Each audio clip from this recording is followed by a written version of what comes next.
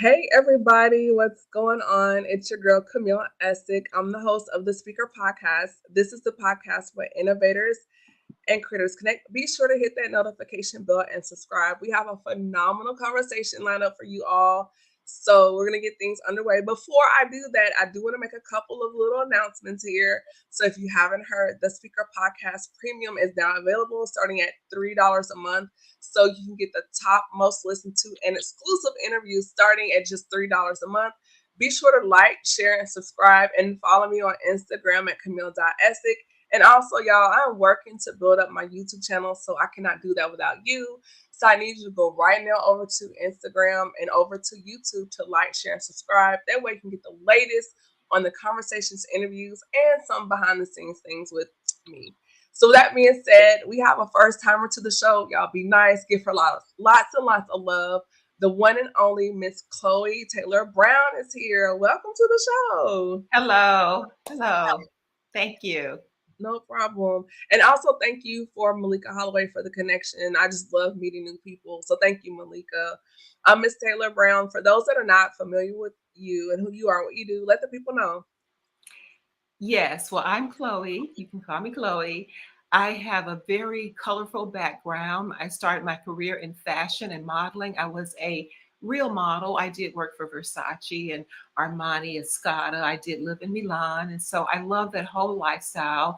And all the while, I was loving, encouraging young women and girls. And even when I was one of the younger ones, the girls always thought I was encouraging. So after my modeling career, I was trying to figure out what can I create myself to be now. So I studied fashion in college and I always liked that. So I thought, something in women's studies or maybe psychology. So it ended up being coaching. So I transitioned into coaching and then that became executive coaching. It became lifestyle. And then here I just recently, 3 years ago, started a magazine, a publication that's all about lifestyle. I love it. That's so amazing. So, where are you from originally? I am from a very, very, very small town in Mississippi. It's called Holly Springs. And if you're traveling from Atlanta to Birmingham, you will, and if you want to go to Memphis, you got to go through Holly Springs, Mississippi. I know where Holly Springs is. I'm from Nashville. Oh, wow. Look at that. And I have family all over West Tennessee. So Okay, so how do you know about Holly Springs? it's right there. You cross the bridge going out of Memphis. Because you know Memphis spills over to Mississippi You and are absolutely Arkansas. correct. It really does, more now than ever. Yeah, my grandparents, they lived most of their lives in West Tennessee. So I grew up watching Channel 13 with Claudia Barr. So Yes, I there were some of my formative years in Mississippi with some of my relatives. I learned a lot of things I shouldn't have been learning. it's okay. Southern girls, we do it best. So it's all good. So as we hop into the conversation, you've had such a colorful and adventurous life. So many questions. So when going from transitioning from being a model to where you are now, what do you say to the listeners and the viewers about just really living in your own lane, in your own space? Oh, that's a good question. Well, that's always been something that I have always been determined to do is to be myself. Even Mhm. before I knew what that was, my dad used to call me Hellcat.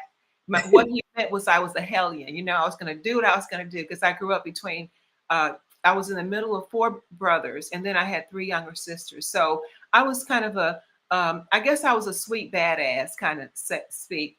And so I just wanted to do what I wanted to do. And the first thing that I really knew that I wanted to do was be a model. And Okay. so after that, in transitioning, I knew I still wanted to do something that I love. I knew I had studied fashion. I knew I was an amazing, wonderful gourmet cook, but I didn't want Okay. to be a cook or anything. So I chose all the things that I liked, that I was good at, and that I could possibly see myself being. And I put all that together, and it was really to inspire and encourage women and girls. And that's how I came up with, I've got to be a psychologist, but it ended up being a coach.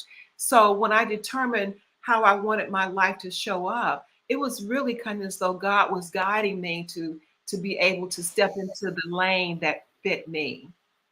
That's good. And doing that, what do you believe has probably been your biggest challenge in coaching? Well, I say this to my husband and my boys and my daughter because they've all been athletes. They've all been part of teams.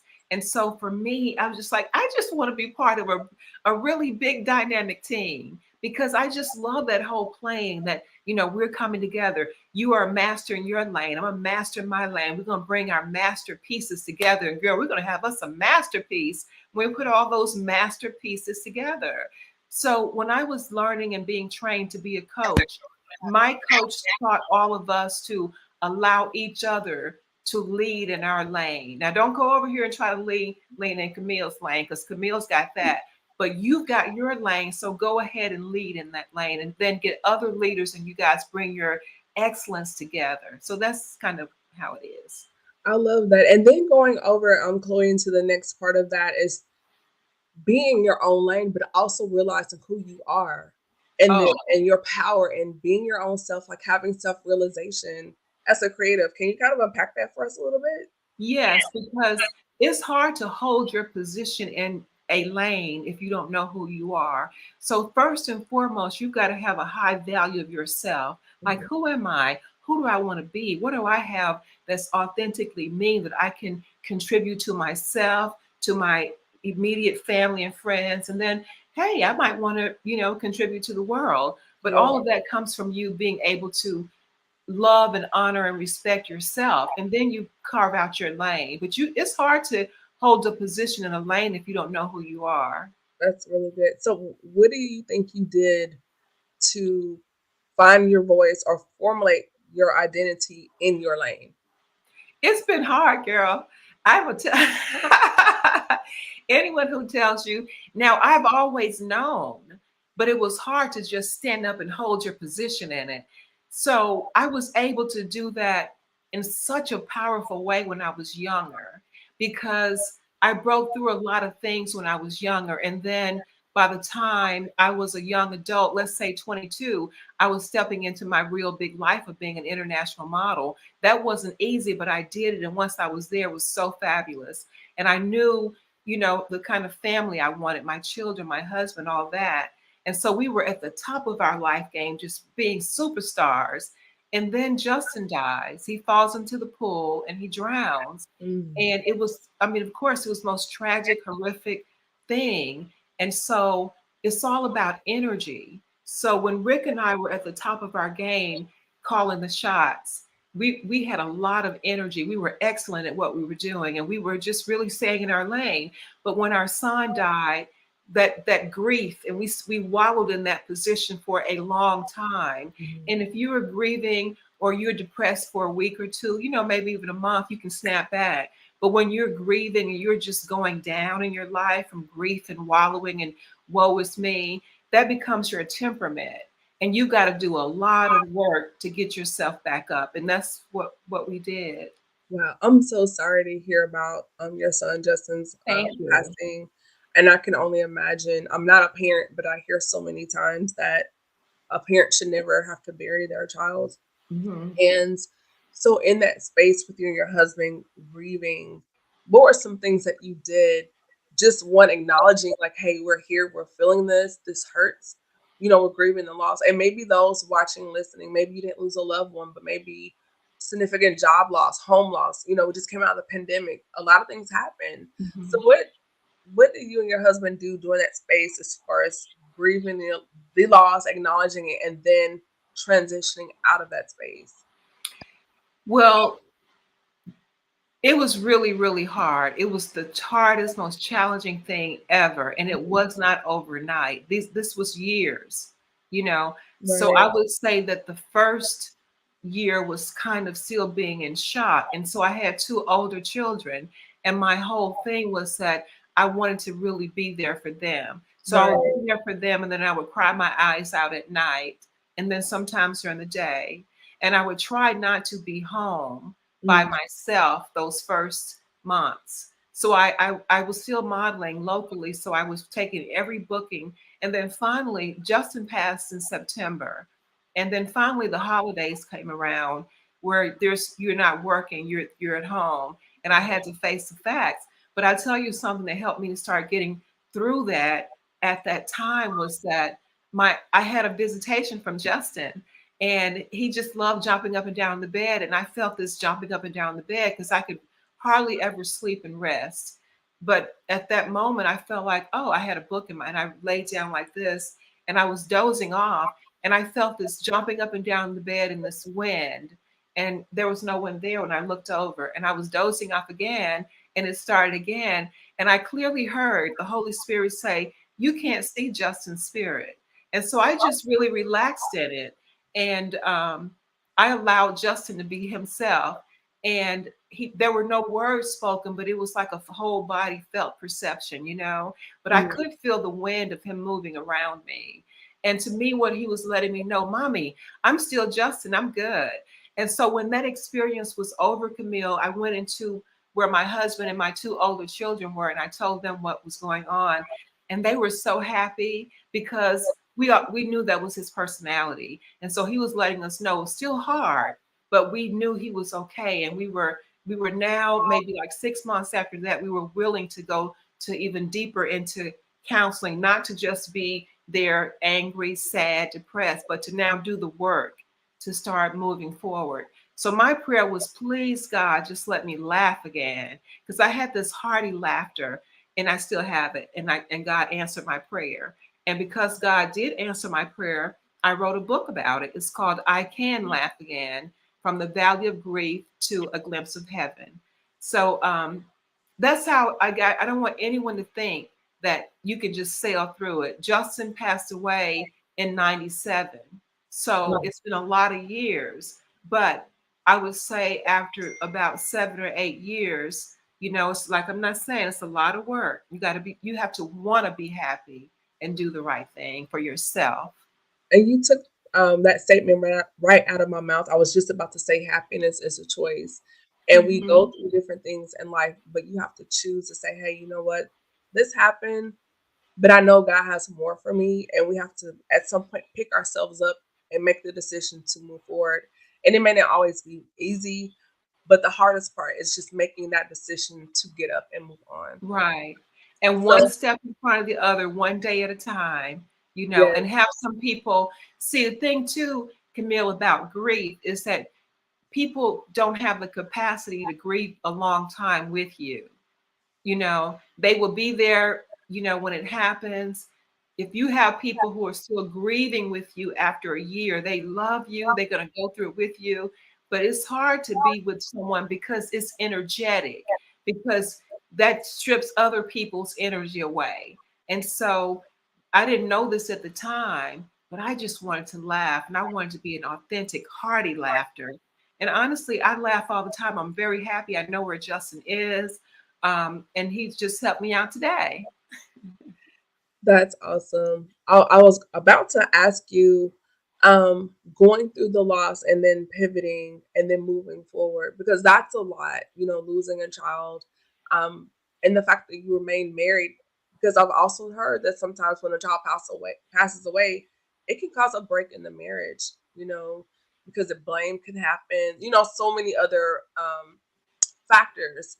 And so the fact that you and your husband were able to survive that's a testament within itself. Yes, And it was hard work. That was hard work in counseling as well. See, the thing about it is, I have been going to counseling all of my adult life.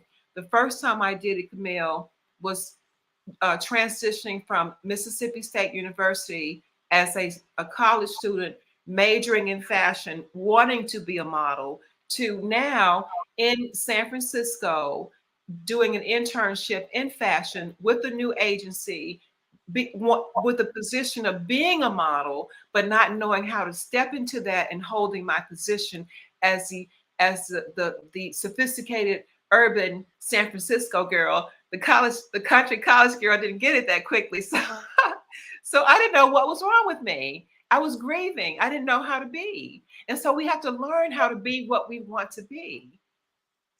you said something that jumped out at me, Chloe. You said, "What's wrong with me?" And a lot of times, as soon as we hear no or a door closes, we automatically project that no or that rejection onto ourselves, and we go, you know, maybe I'm not educated enough. Maybe I need to go back to school, or maybe I need to start a brand. We start doing all these things thinking it will fix what we think is wrong with Mhm. us, when in actuality, it just might be timing.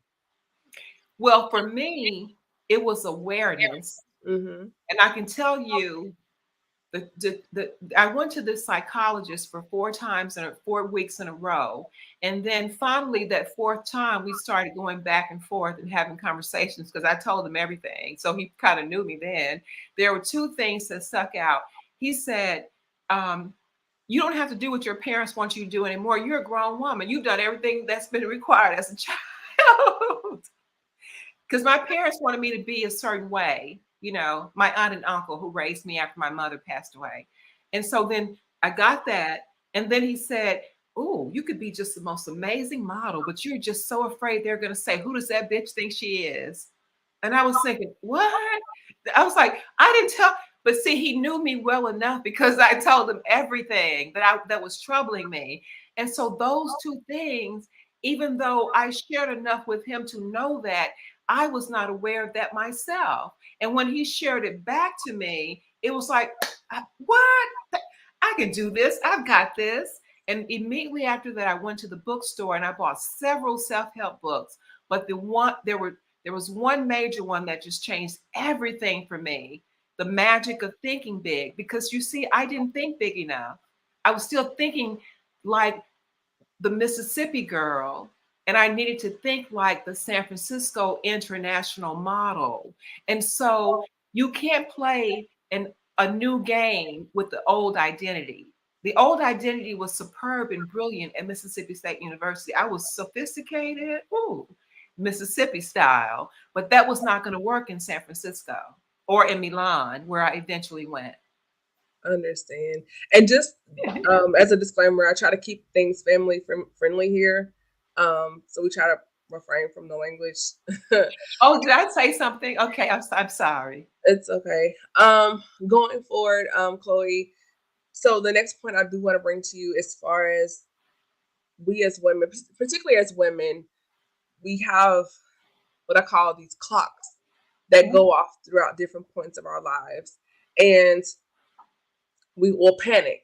And if we don't have that circle or that grounding, we can kind of go off of the grid a little bit here, just because we feel like, I haven't accomplished something by 30 or 35, or oh my God, I'm 40, or maybe those that are even in their 50s. So, can you kind of speak to those that may be dealing with the clock, and how do we kind of hit the snooze on the clock and live your life? Yes, that's a very good question. So there are several clocks.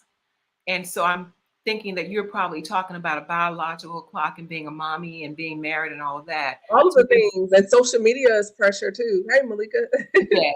So there are several clocks. And so, um, but I think that we have to kind of now biologically, things have really extended except from back in the day, right? Because didn't Janet Jackson have a baby at 50? And so somewhere like this, I had my last child at 41.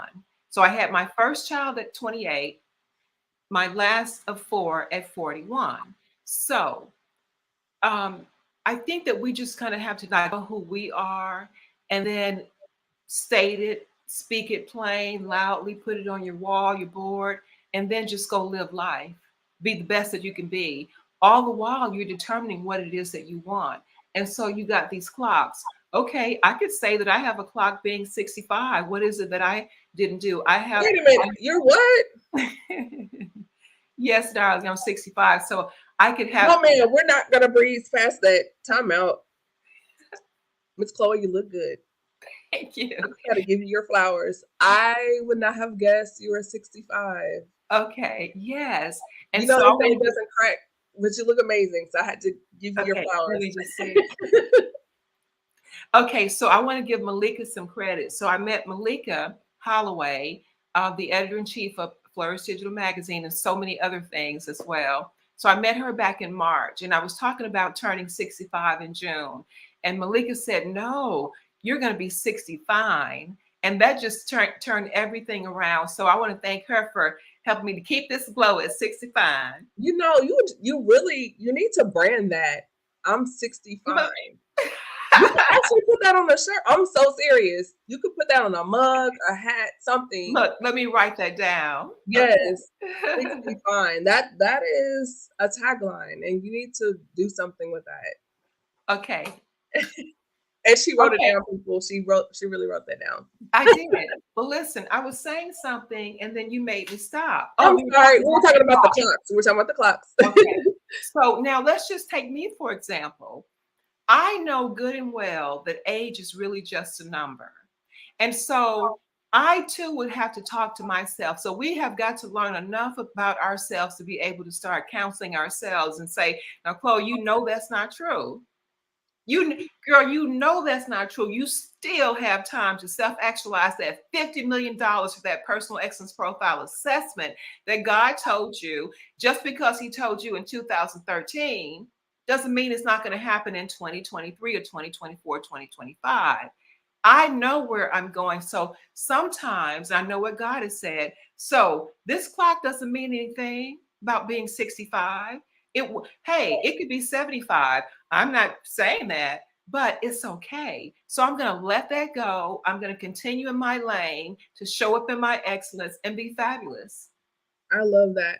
And for those that are 65 and over that may catch this episode or listen to it later, what do you say to those that feel like, well, I missed so many opportunities and this is just my lot in life and this is it for me? Because I, my personal mantra on that is as long as you have breath in your body, you have time to do whatever.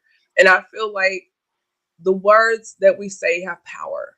So if you say this is the end for me, then that's what it's going to be.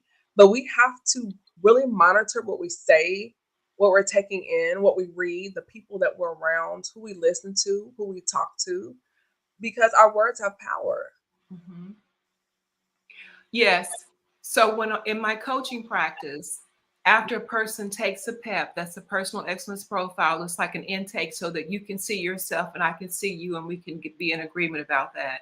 So the next very important, most important thing is that a person can have their own mantra to say who they are and feel every word, to be able to feel that and just taste it, to know what those words mean.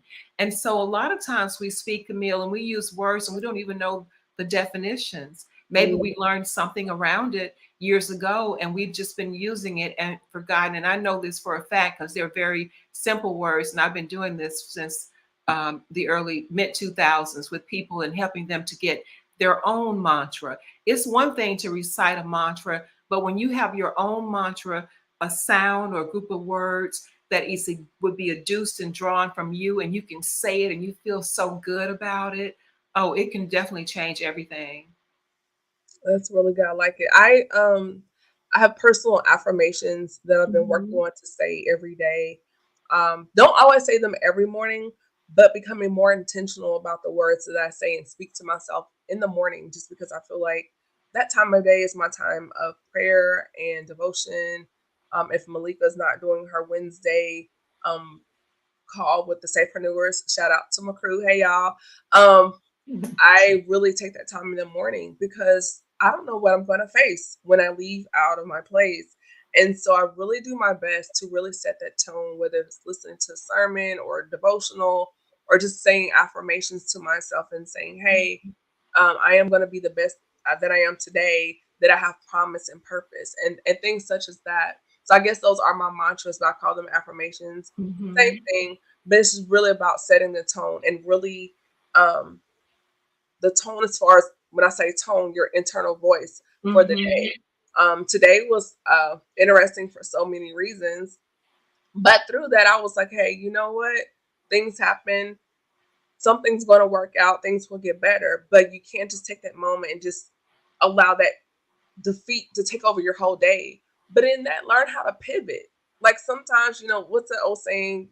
Lemons and you make lemonade. Mhm. Sometimes make lemonade out of it, and sometimes just really realizing that maybe that no is just another way for God to open another door for you that's bigger and better. But don't allow the smallest defeat just unravel your whole day. Sometimes there are things out of our control we cannot, help, but you can to a degree control how you respond to it. Right. And you can also, what lesson is here to learn from that? What can I learn from that? Or how could I do something different? I love the morning also, but I also like the night. If you could just kind of turn that phone off at least an hour before you know you're going to sleep, and then just kind of meditate on your day and find two or three things that you can be grateful for. Mhm. They can be small things or it can be big things, but there's always something that you could be grateful for, and then kind of set your intention for the next day. And I find that if we're doing, more than three things, I mean, we can do some things within some things, but if we're working on a lot of things at the same time, most of them are turning out kind of mediocre at best. That's so true. And you mentioned, Chloe, the phone, and so I've made a personal habit around 8:30. There's a setting on the iPhone where you can set up your do not disturb to kind of come on at Mhm. the same time. So mine is 8:30, and at 8:30, my phone I might automatically goes to do not disturb, only because my day is very stimulating as far as social media and my job and so many things that I do. And so if I don't, I have a problem going to sleep because my mind is running. Mhm. Like, just, and I need time to, like you said, decompress, Mhm. okay, prepare for bed. I have my lights on. I have LED lighting, so I'll turn things down.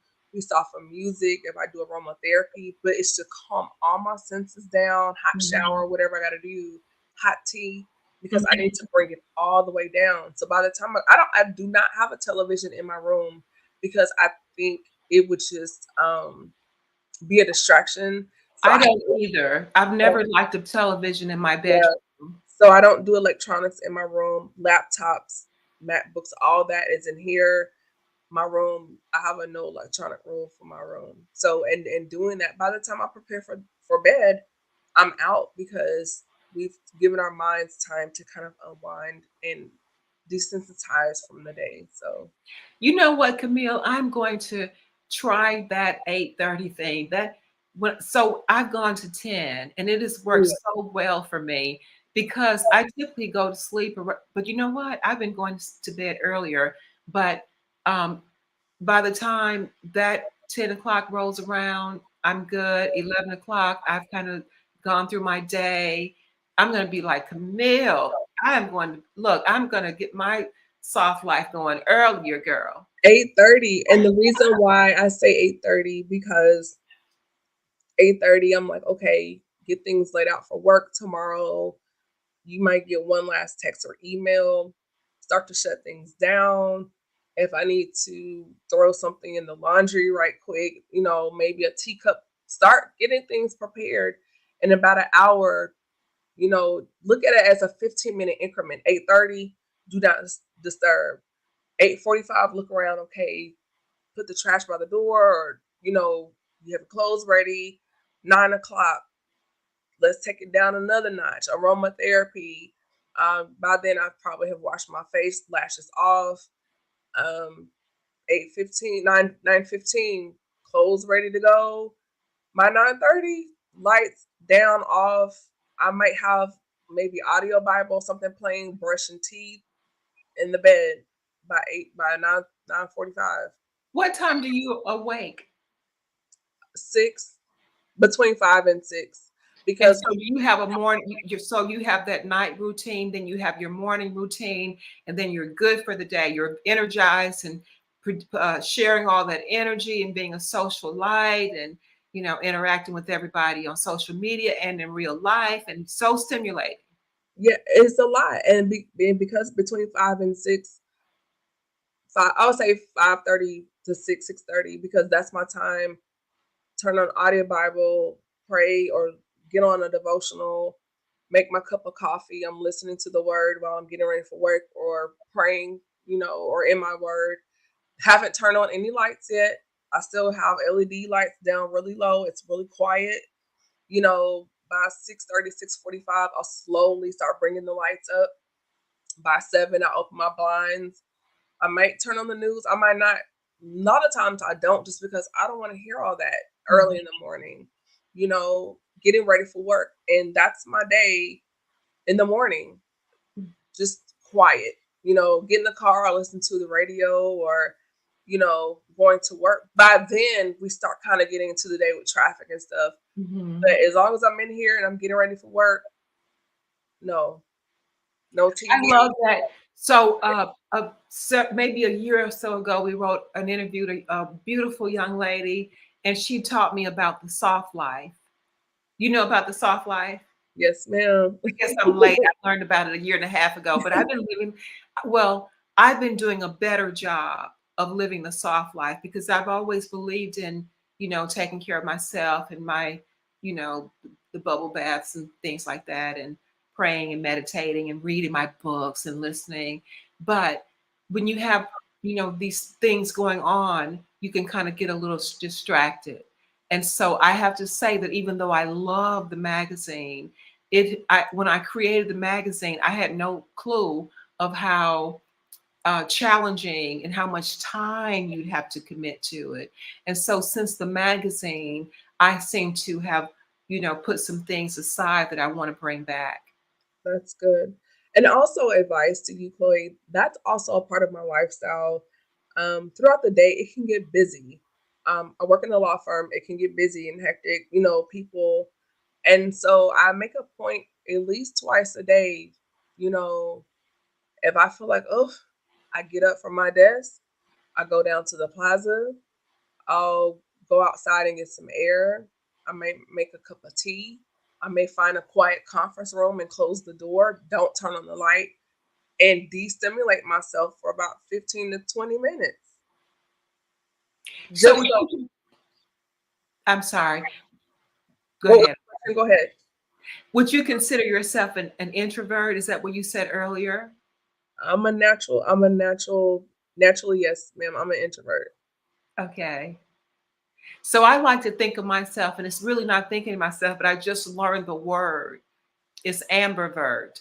I'm Um, that too. so I can go, I can be the life of the party, Yes, or I can be, here being meditative and hearing from God. And, you know, I love coaching. And so that's more my natural zone too. yes. But then I can go out and be the life of the party, but I want to chill too. I can, but then when it's over, I'm like, okay, thanks everyone. Good night. Because I need to recharge. And I'm glad you brought that up because we need sometimes we're overstimulated Mhm. and we feel like because of social media and this digital age, we always have to be plugged in. We always have to be connected, like on all the time. And it's just like a cell phone. If you're constantly off of your charge, you're going to die. Mhm. And at some point, just like your phone, you have to plug in and recharge. Yes. Yes. Yeah, And if you have too many windows open, you just might crash. So shut some of those things down, girl. have to, because there's only one of me, and I need her. So I've really enjoyed this conversation. Before we wrap things up, do you have any takeaways or nuggets or just little gems that you would like to share with the individuals? And then what you have going on, fabulous things, projects, books, events, and where people can contact you on social media. Okay. Well, I just really want all of us to kind of value our own self a little bit more, me included, to really know our worth. We are worthy. We are worthy. And we are very creative and talented, even if we think we're not creative. And I don't mean you have to go get a canvas and start, but just if you can think and if you can feel, that's your creativity. I want us to step into our authenticity, and I want us to find us some quiet places where we can perceive and hear from our higher selves and make some good decisions about what we perceive. I don't want us to be like, well, I'm an older person, but when I grew up in Mississippi going to church, there were a lot of older ladies says, "Oh, girl, child, I heard from God."